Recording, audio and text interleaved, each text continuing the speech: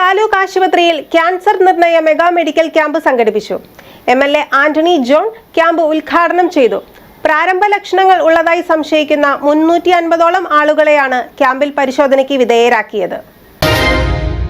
കോതമംഗലം മുനിസിപ്പാലിറ്റിയുടെയും താലൂക്ക് ആസ്ഥാന ആശുപത്രിയുടെയും നേതൃത്വത്തിൽ ക്യാൻസർ നിർണയ മെഗാ മെഡിക്കൽ ക്യാമ്പ് സംഘടിപ്പിച്ചു. Kothamangalam MLA Antony John camp ഉദ്ഘാടനം ചെയ്തു. ഇവിടെ ജനങ്ങളുടെ നമുക്കറിയാം വികസന ക്ഷേമ പ്രവർത്തനങ്ങൾ മാത്രം സംഘടിപ്പിക്കുക അല്ലെങ്കിൽ അതെല്ലാം നടത്തുക എന്നുള്ളത് മാത്രമല്ല ഒരു തദ്ദേശ സ്വയംഭരണ സ്ഥാപനത്തിന്റെ പ്രാദേശിക ഭരണകൂടത്തിന്റെ ചുമതല. അപ്പൊ അത് വിളിച്ചറിയിച്ചുകൊണ്ടാണ് ഇത്ര വിപുലമായി ആദ്യമായിട്ടാണ് നഗരസഭയിൽ ഇത്തരമൊരു ക്യാമ്പ് നടത്തുന്നത്. 31 വാർഡുകളിലും ഇവിടെ ഡോക്ടർ സൂചിപ്പിച്ച 3000-ലേറെ ആളുകൾ ഈ ക്യാമ്പുമായി ബന്ധപ്പെട്ടുകൊണ്ട് സഹകരിച്ചിട്ടുണ്ട്.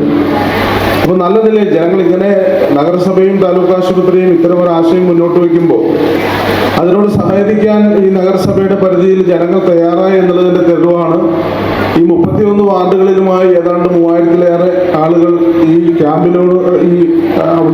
ക്യാമ്പുകളിൽ എത്തിച്ചേർന്നിട്ടുള്ളത്.